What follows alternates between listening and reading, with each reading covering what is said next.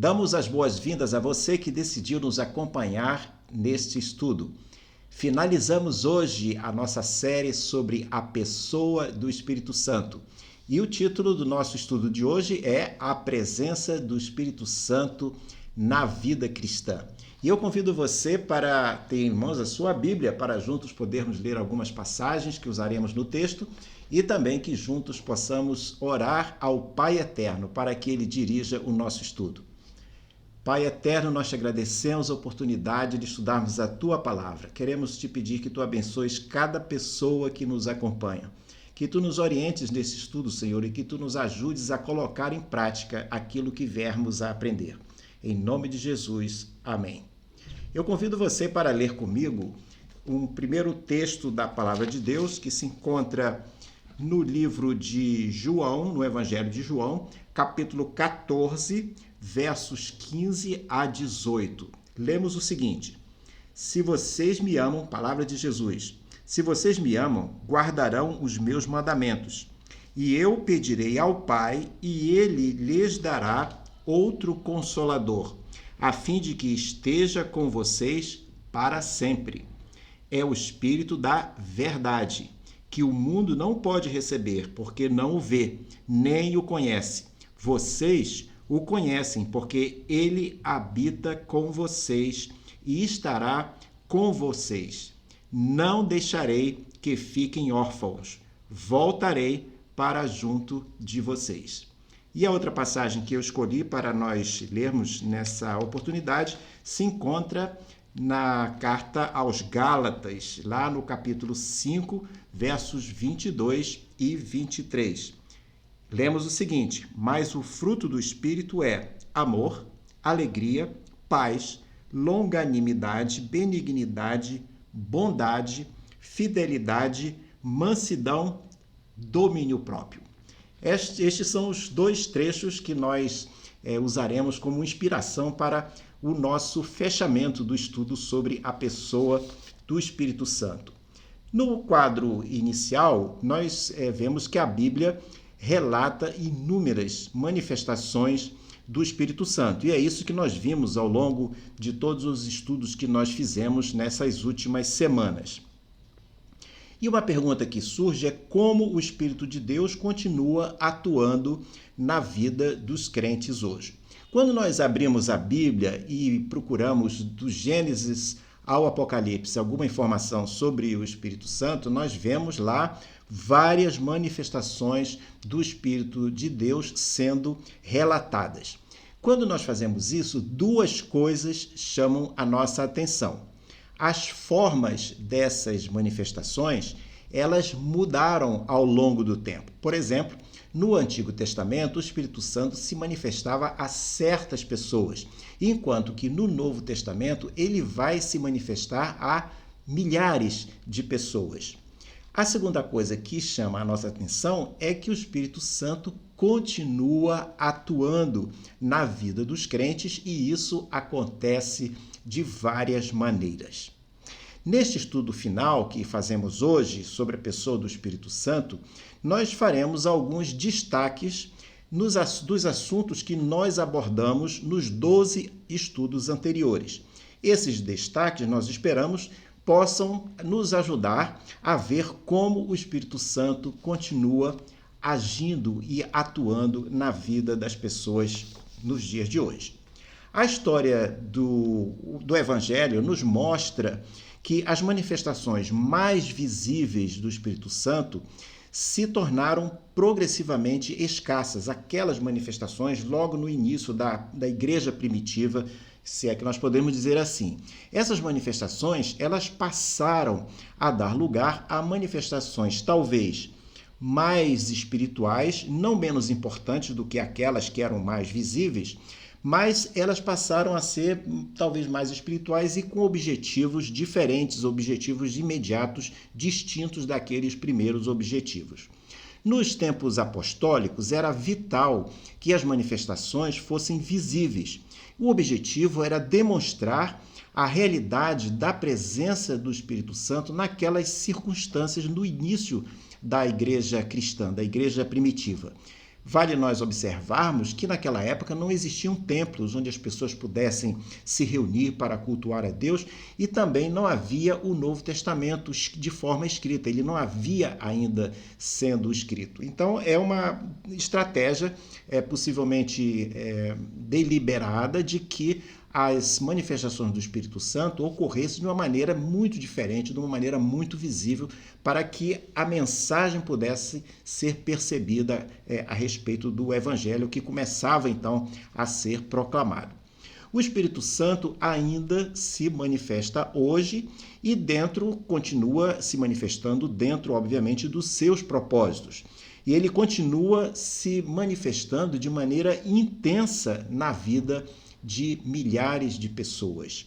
Certamente, estas manifestações nos dias de hoje são distintas daquelas manifestações que ocorreram, por exemplo, no dia de Pentecostes e nos demais dias do início do cristianismo. No próximo quadro, nós temos aqui uma observação que eu creio que é importante nós levarmos em conta. O fato de nós sermos cidadãos de dois reinos. Somos crentes, cidadãos de um reino, do reino de Deus, mas este reino de Deus não é um reino deste mundo, mas nós somos cidadãos também deste reino do mundo. Então, nós temos um grande desafio em nossa vida cristã, que é exatamente viver essa ambiguidade. Sermos cidadãos do reino de Deus e vivermos no cidadão do mundo, que tem valores distintos, que tem valores diferentes. Mas é um dos desafios que nós temos em nossa vida cristã. E aí a pergunta: como viver no mundo sem ser do mundo? Como ser cidadão do reino de Deus e viver os valores do reino de Deus cercado pelos valores do reino do mundo? Não há como nós sermos vitoriosos nessa luta por nós mesmos. Isso é o que nós aprendemos da palavra de Deus. No entanto, apesar de não sermos capazes de sermos vencedores sozinhos, nós aprendemos que pela presença do Espírito Santo em nossa vida, sim, nós conseguimos ser vitoriosos. A palavra de Deus nos ensina que essa vitória é possível se deixarmos o Espírito Santo nos preencher. O que a palavra de Deus nos ensina é que a vitória só será possível se nós deixarmos que o Espírito Santo, entre em todos os compartimentos da nossa vida, que ele ocupe cada vez mais o espaço da nossa vontade e das nossas decisões. Ele deve nos preencher por completo, dirigindo a nossa vida inteiramente, tanto nos assuntos da igreja, quanto nos assuntos do trabalho, quanto nos relacionamentos familiares, quanto junto aos amigos, no trabalho, na escola e em todos os lugares. Termos o Espírito Santo nos preenchendo nos levará a andarmos no Espírito, algo que nós estivemos estudando em alguns dos estudos anteriores. No próximo quadro, nós vemos aqui um breve comentário sobre a amplitude do ministério do Espírito Santo. Porque o ministério do Espírito Santo, a manifestação, a presença dele, não se resume apenas ao aspecto da salvação e ao aspecto da conversão. O ministério do Espírito Santo, na realidade, abrange todas as áreas da nossa vida. É ele quem nos ajuda a subordinarmos nossa vontade à vontade de Deus. Como subordinar nossa vontade à vontade de Deus? Se em alguns casos, às vezes, nós nem sabemos exatamente que vontade é essa. Mas acontece que o próprio Espírito Santo nos ajuda a conhecermos a vontade de Deus para a nossa vida. E com isso, ele nos ajuda também a nós nos subordinarmos a essa vontade de Deus, a subordinar a nossa vontade à vontade de Deus. Vale nós lembrarmos, outro ponto deste nosso quadro, é que é o Espírito quem nos capacita, é ele quem nos ensina e é ele quem nos instrui para sermos utilizados por Deus. Isso ocorre visando atender aos propósitos e aos desafios que Deus estabelece para a nossa vida. Nós comentamos que é impossível nós vivermos a nossa vida cristã na sua inteireza pelos nossos próprios méritos, pela nossa própria capacidade. E é aqui que entra a presença do Espírito Santo, nos capacitando, nos ensinando, nos instruindo para que nós possamos ser vitoriosos. Outra característica da abrangência do ministério do Espírito Santo é ele quem nos consola e nos convence dos nossos erros e dos nossos pecados. O Espírito muda nossa percepção de certas coisas e abre o nosso entendimento para certas verdades. É ele também quem nos ajuda a perdoar e a amar.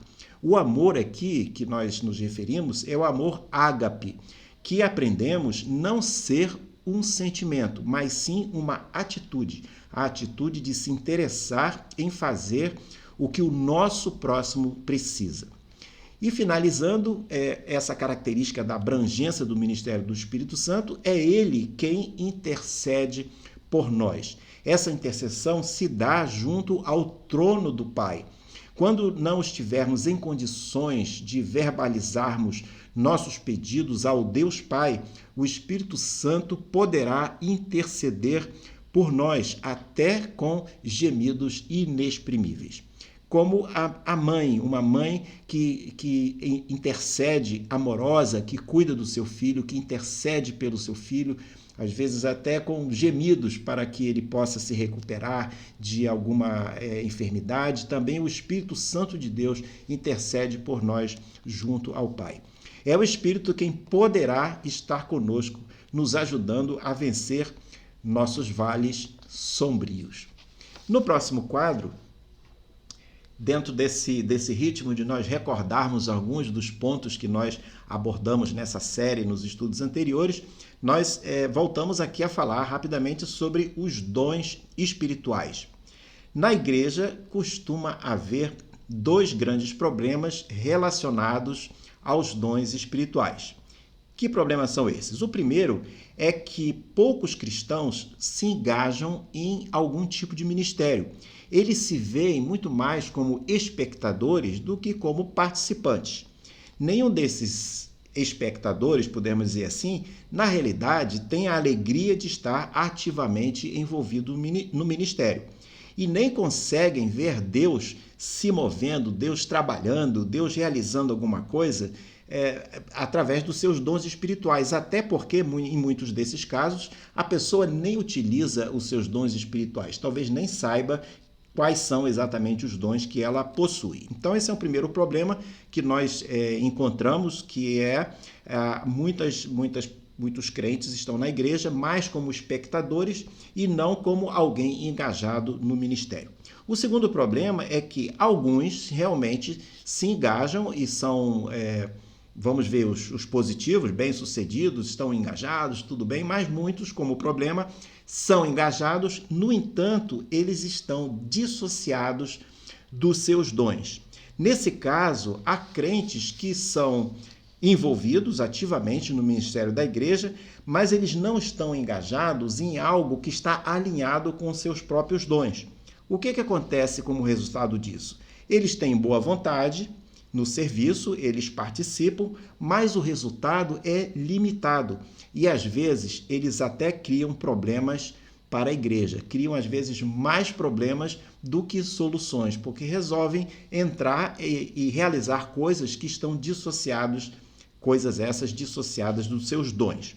Esse problema ele é ilustrado através de um relato, de um texto sobre a medida de uma igreja no Novo Testamento, trazido pelo autor de nome Bob Deffinbaugh. Ele traz essa ilustração que eu achei muito interessante para compartilhar aqui com vocês. Ele conta que estava ocorrendo um debate interminável entre um certo capitão do navio e o seu engenheiro-chefe. Eles viviam discutindo entre si, na frente da tripulação, porque eles achavam que ficavam debatendo quem era o profissional que seria mais indispensável para o navio. E essa discussão se prolongava há muito tempo, até que uma boa alma deu uma sugestão para eles fazerem o que alguns dizem na área de recursos humanos, um job rotation. O que é isso? Eles resolveram sugerindo, olha, vocês troquem as funções de vocês durante uma semana, 2 semanas, vamos ver o que dá para vocês pararem com essa discussão. E aí o que ocorreu é que o comandante foi para a casa de máquinas, trabalhar no lugar, né, do chefe da engenharia, foi para a casa de máquinas, enquanto que o engenheiro-chefe foi para a ponte de comando do navio. Acontece que a coisa se complicou um pouco tempo depois. No meio de uma manobra, o comandante aparece lá na ponte do navio, encharcado de óleo, com uma chave inglesa na mão, apavorado, dizendo o seguinte: eu não consigo fazer a hélice do navio rodar, né? O eixo está travado, eu não consigo fazer isso. E aí, o que aconteceu? O engenheiro-chefe responde para ele: claro que eu sei que o eixo da hélice não pode funcionar, porque eu acabei de fazer uma manobra errada e eu encalhei o navio, né? Então eles trocaram de posição e cada um estava fazendo as coisas mais erradas ainda. As ocupações deles estavam invertidas, estavam trocadas. E essa é para ilustrar que às vezes na igreja nós vamos encontrar pessoas que deveriam estar num lugar e estão noutra e vice-versa, e os seus dons acabam ficando descasados, dissociados do que eles estão fazendo. Como resolver isso? É a pergunta. A solução é o crente conhecer quais são os seus dons e qual deles é o principal, e usar os dons no lugar certo, na atividade certa dentro da igreja. Nós vimos anteriormente nessa série algumas formas de descobrir quais são os seus dons. Se você puder, volte ao estudo 9, ao estudo de número 9, que tem o título A Posse dos Dons Espirituais, transmitido pela primeira vez no dia 28 de agosto, e lá você vai encontrar alguma ajuda sobre como descobrir os seus dons, como desenvolver essa questão da identificação dos dons espirituais. E aí nós sumarizamos aí, para você ter como uma referência, 4 pontos importantes que são parte de uma iniciativa ou de uma maneira de você descobrir os seus dons. O primeiro, que aí você encontra aí no quadro que você está vendo aí em amarelo: ore e informe-se a respeito dos tipos de dons.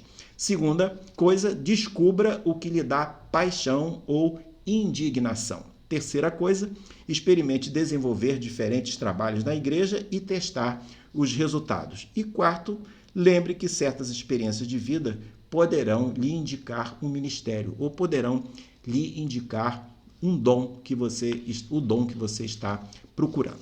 No próximo quadro, ainda dentro da temática dos dons espirituais, nós apresentamos e aprendemos 4 equívocos comuns no assunto dos dons espirituais.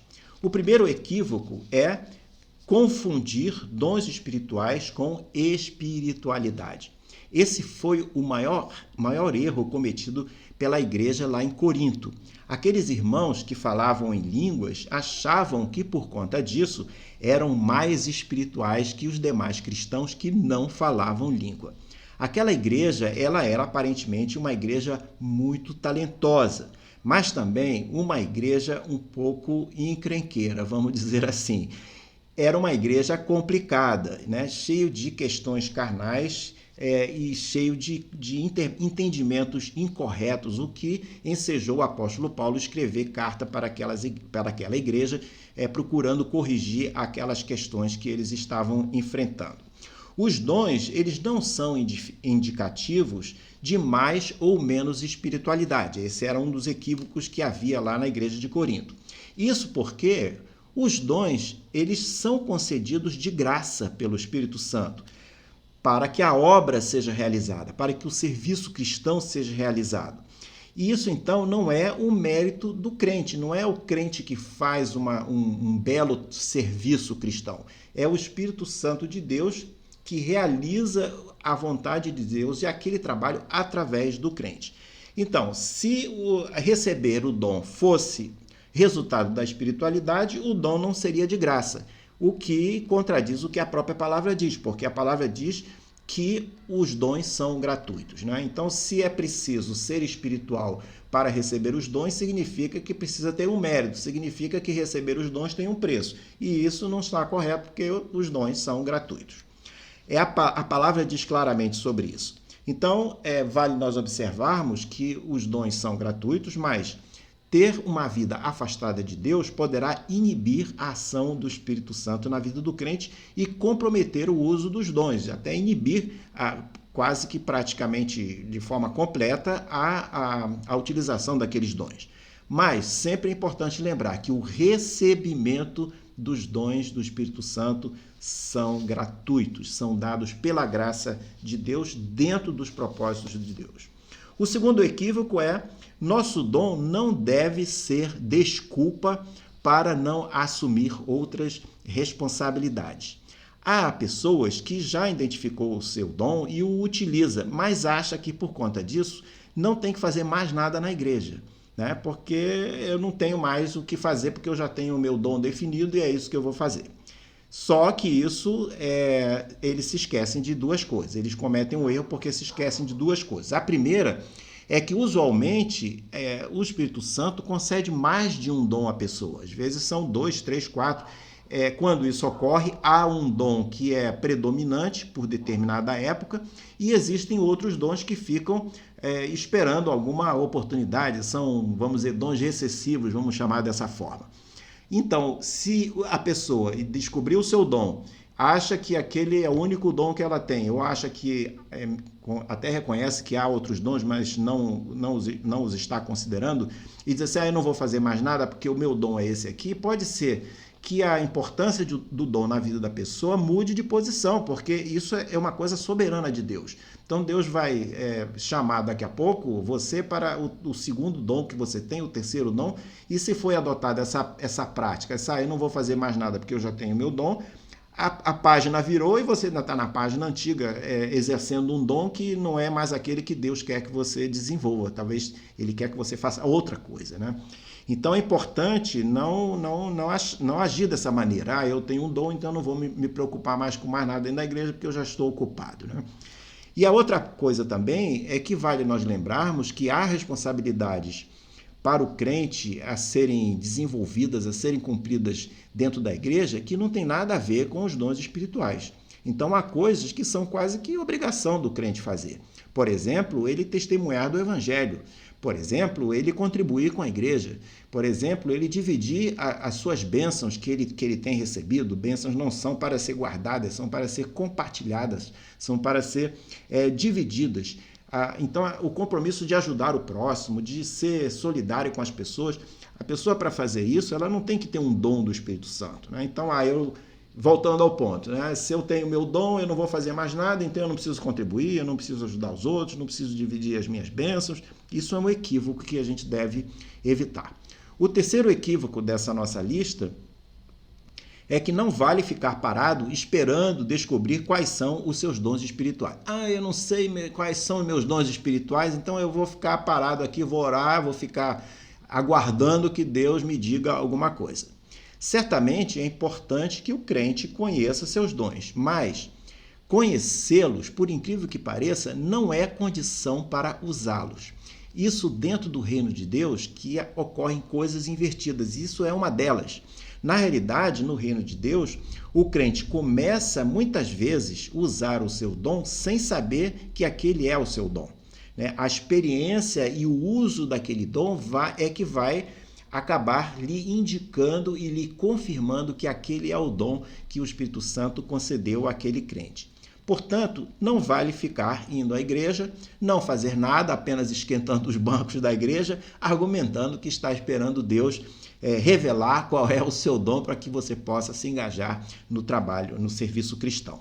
O que deve ser feito é orar, se colocar nas mãos de Deus, despojado, com o compromisso de fazer aquilo, qualquer coisa que Deus colocar na sua mão, você vai pegar aquilo para fazer, dentro de um espírito de serviço, né, fazer aquilo que estiver ao seu alcance, e Deus vai confirmar, vai manifestar, vai orientar o que você estiver fazendo, de tal sorte que você tenha a convicção sobre qual é exatamente o seu dom.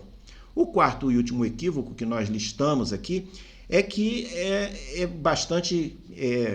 um grande equívoco, podemos dizer assim, tentar definir dons do Espírito Santo em termos do espetacular.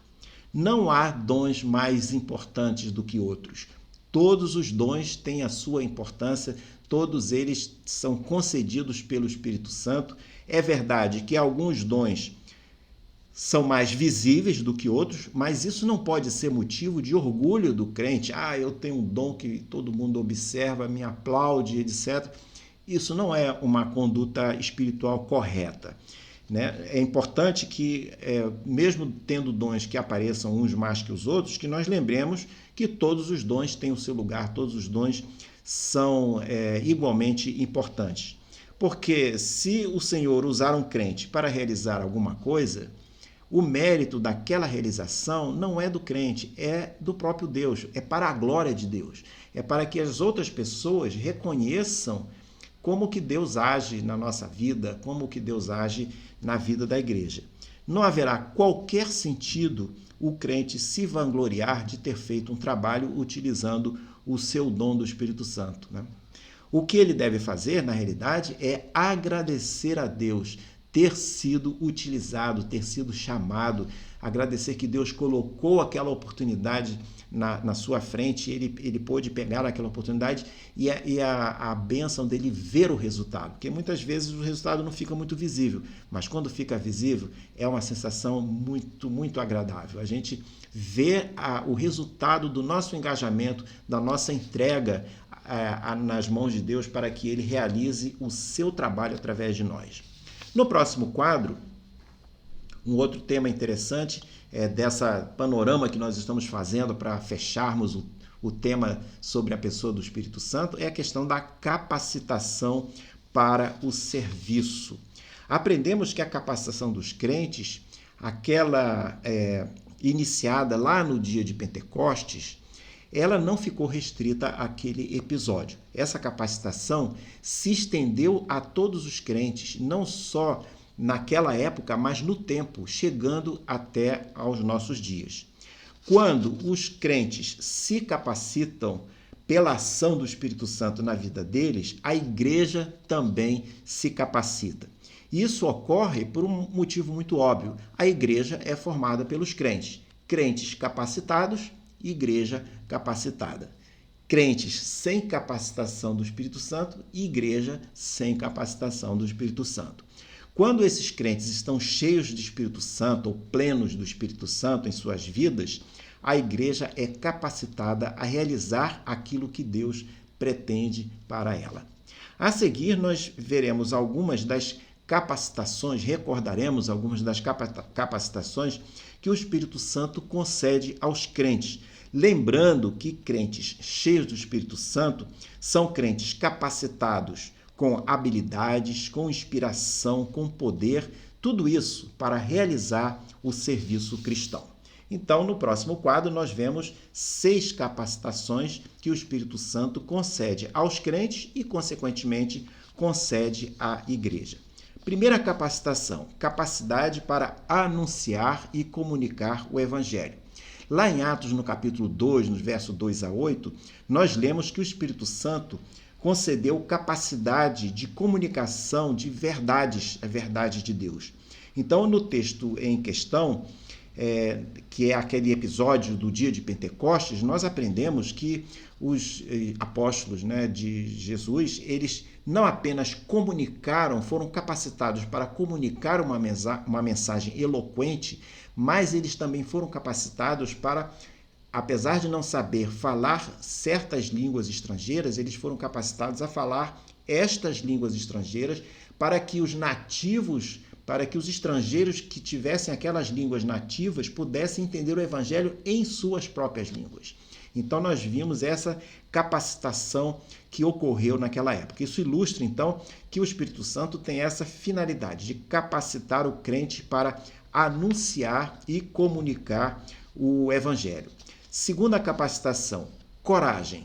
Lá em Atos 4, no capítulo 4, verso 8, nós temos o episódio de que Pedro e João estavam pregando o evangelho e eles foram presos, eles foram levados perante o Sinédrio por conta do que eles anunciavam, do evangelho que eles anunciavam.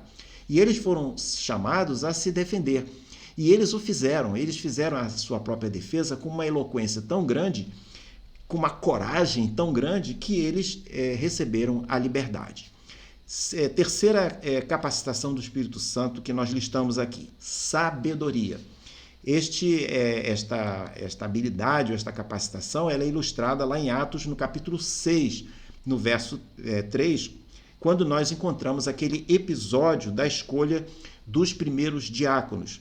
Eles foram escolhidos por serem homens cheios do Espírito Santo e cheios de sabedoria, e eles foram separados para servir a igreja.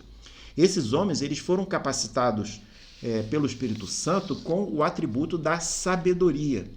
E isso nos ensina que certos assuntos da igreja precisam de sabedoria para serem resolvidos.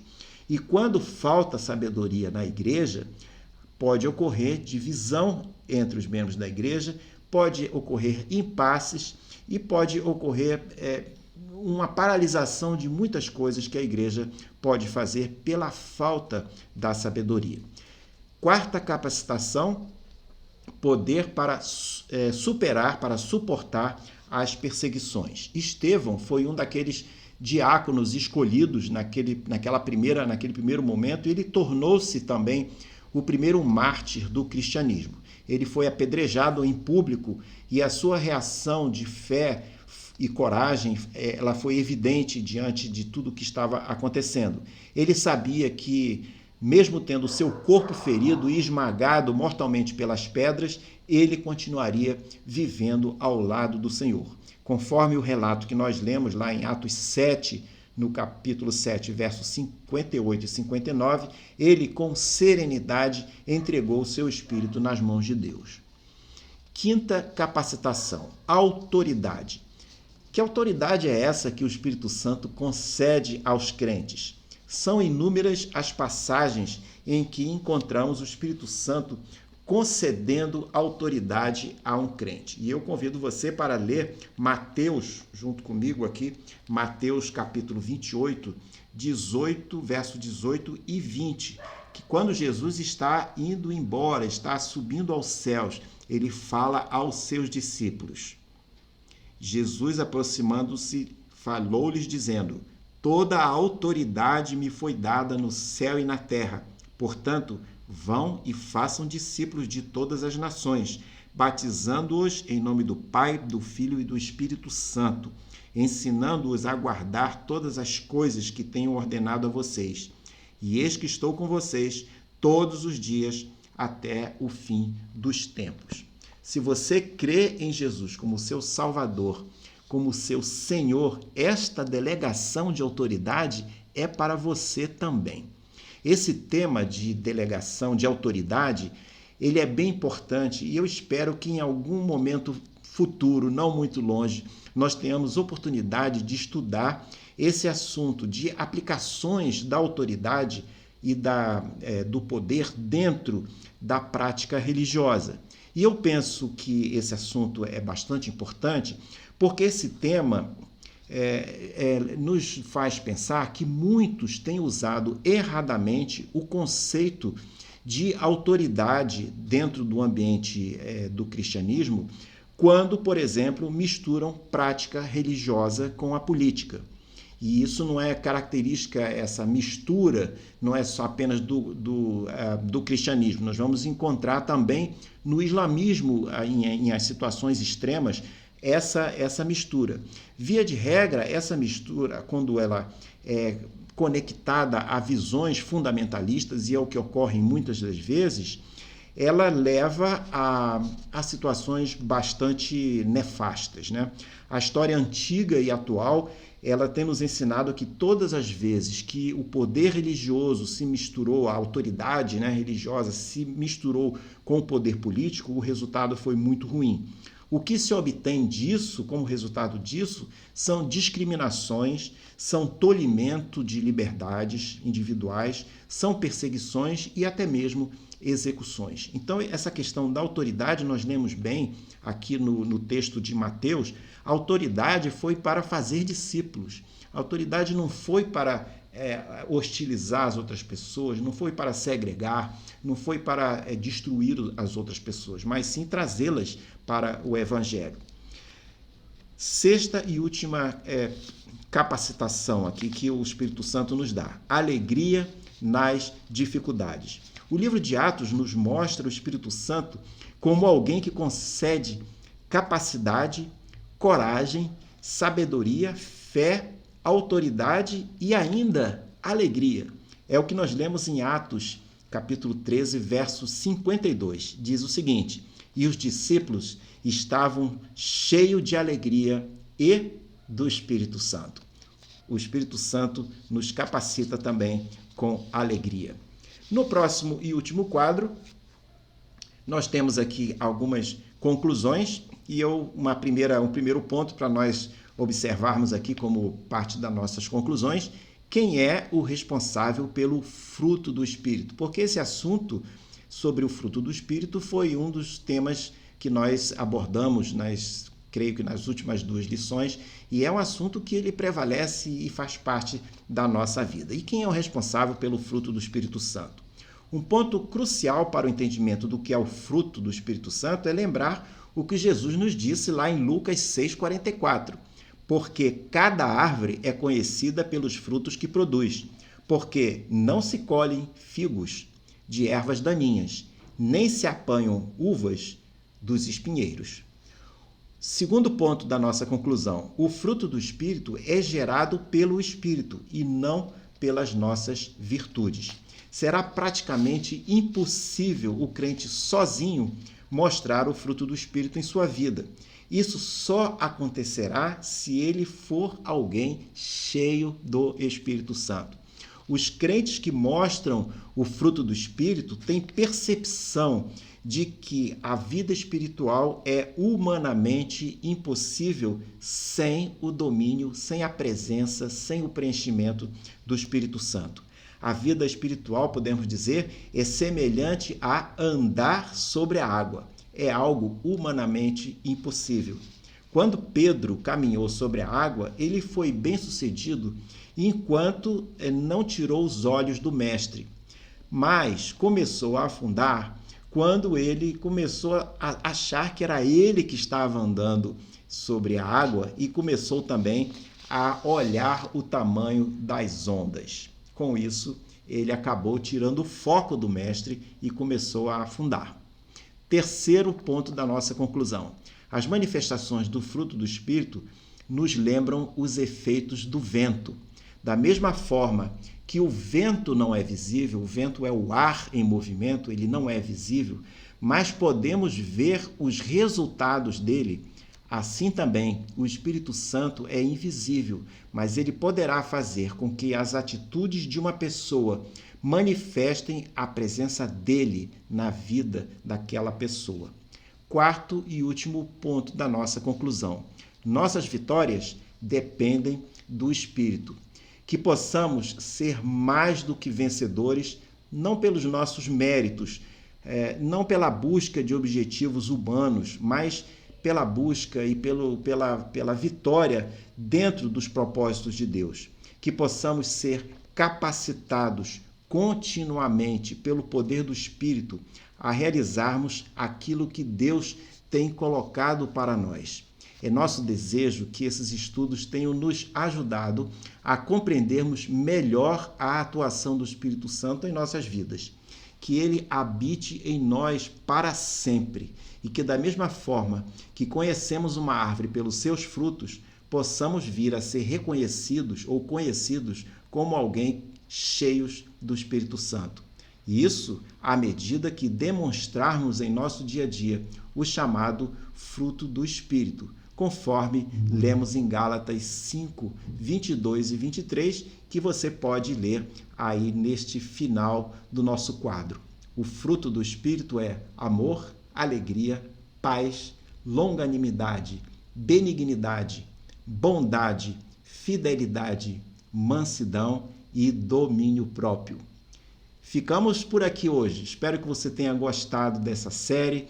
No próximo trimestre começaremos uma nova série para desenvolvermos ao longo dos meses, das semanas e meses subsequentes. No próximo quadro você pode ver a nossa programação de estudos bíblicos, que teremos como parte da próxima série que nós iremos realizar.